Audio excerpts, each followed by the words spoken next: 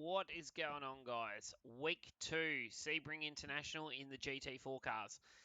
This is probably one of my favourite circuits on the whole service, so I'm looking forward to bringing you guys this one. So, as always, fixed setup. We're just using the iRacing fixed set. We're in the Merc, but this will apply to all of the GT4 cars. The lines, the brake markers, they're all going to be very similar. I do drive the GT3 car very similar around here as well. It's just obviously you're able to carry a little bit more speed and you'll be in slightly different gears just due to the aero capabilities of the GT3 and being able to suck to the road a little bit more and carry more mid-corner. So, but other than that, we will get straight into it. Same as always.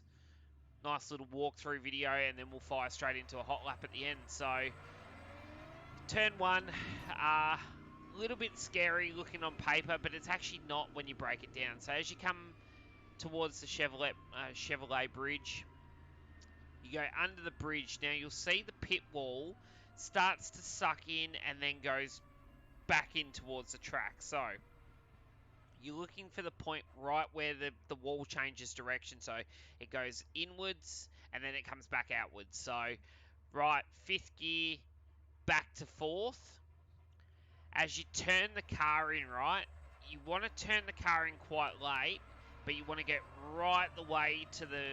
You turn in as the end of the pit wall, and then you want to chase the car all the way to the inside wall. So, but what you're looking for is this little cone on the fence. Right, I'm going to have to go back a little bit so you guys can see it. See the little orange cone on the fence? That is your apex. That is exactly where you want to be, directly on the wall to get a really good exit out of the corner. So, get to the apex right at the orange cone. Let the car track out nice and wide in fourth.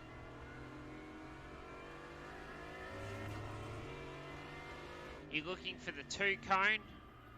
So this one right here, fourth, back to second gear. Now, this section's a little bit tricky, so you want to turn in kind of late. You want to avoid the start of this like sort of curbed area, and you want to turn in over the concrete, but sort of deeper in the corner. You want to hit the apex right at the end. So see how that's squaring the corner up now, so we can carry more momentum through. So you come through here,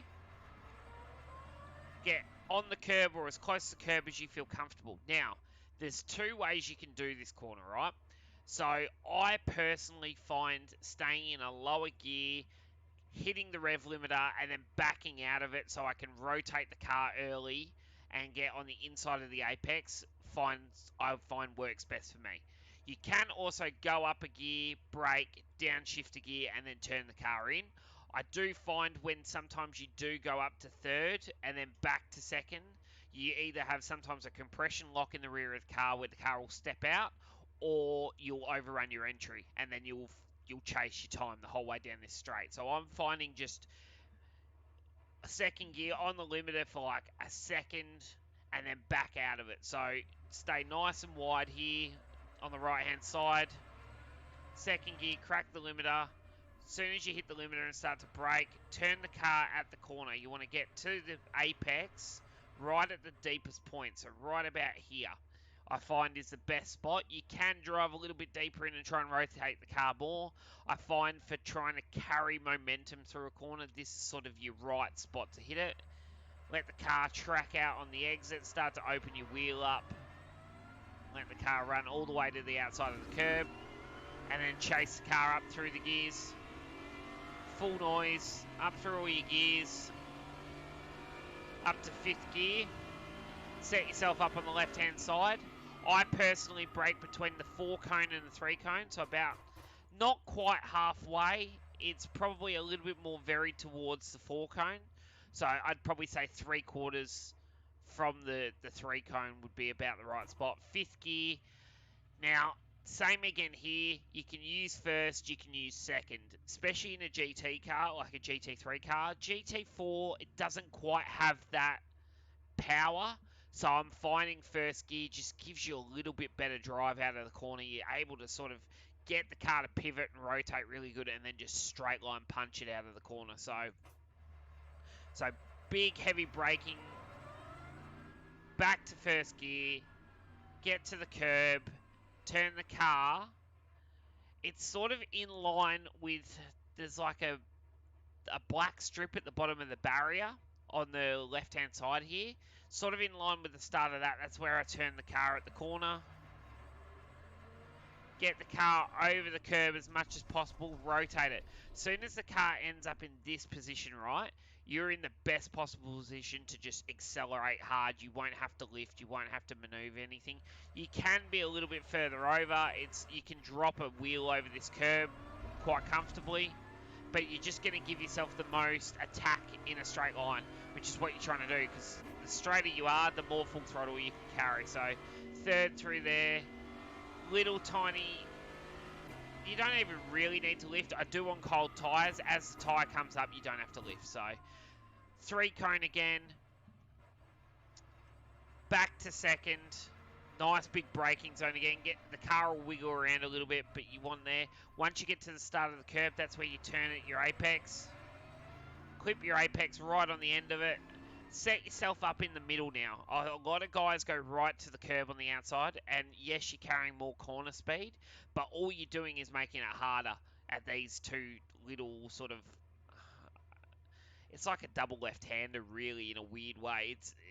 It's strange. So, and if you're too close to that curb, you're putting more steering lock in while trying to carry throttle. The car either understeers or it'll like over rotate and you'll get like a big snap of oversteer mid corner and you'll have to lift off the throttle anyway. So you sacrifice a tenth here, set yourself up in the middle, you're able to carry a lot more speed through here. So close to this apex,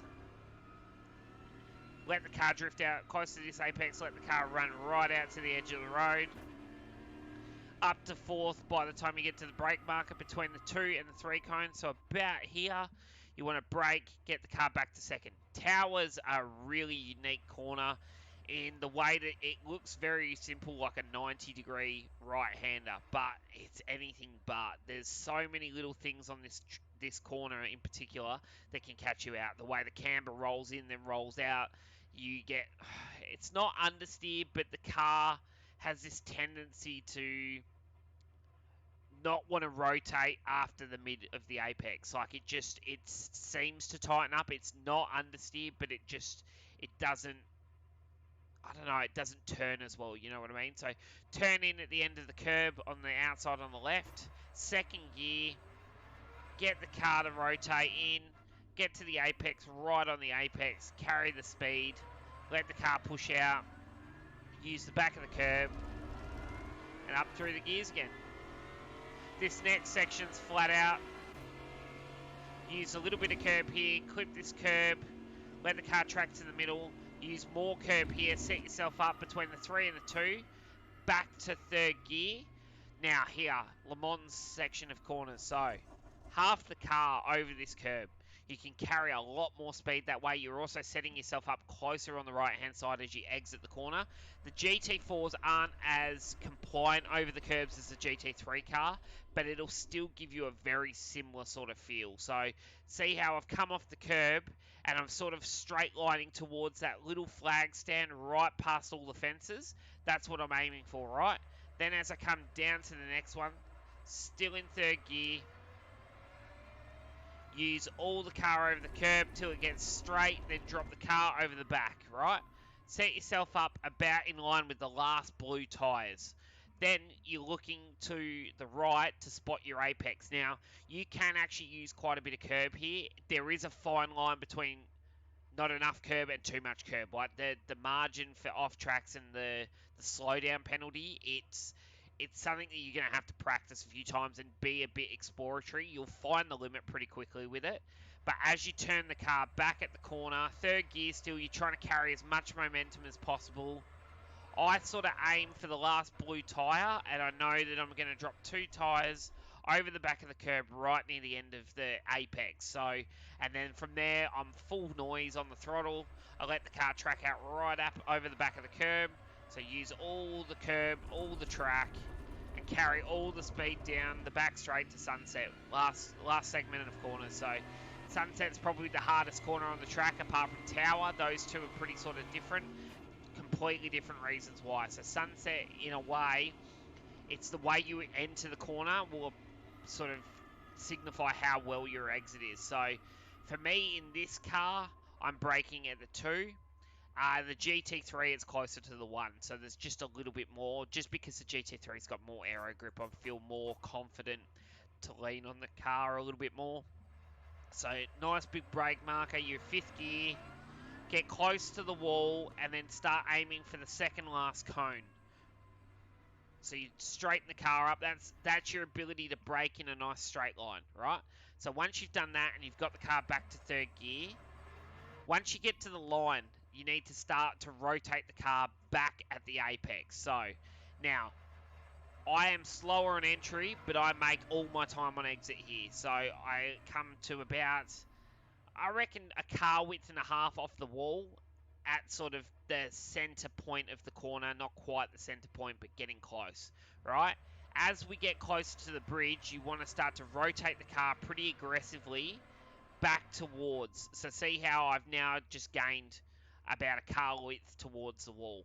So then as I come out in 3rd gear, I get nice and close to this cone. Not to the point that I'm going to hit it, but I want to get as close as possible to it, right? From that point there is a bump here, so you've got to sort of manage your throttle a little bit, but you want to be nearly at full throttle by this point. Straighten the wheel as much as possible to let the car track out. Use all the track leading out. You'll get right up close to the wall here, and then you'll straight line. If you're on a quali lap, straight line to the start-finish line. If you're starting a race run or you're on a race run, start tracking yourself back towards the right-hand side. It just depends on what you're actually in the process of. So, and then that is a lap of Sebring, guys. So we'll give you a lap at speed now. I hope this helps, and we'll see you for week 3. Thanks again.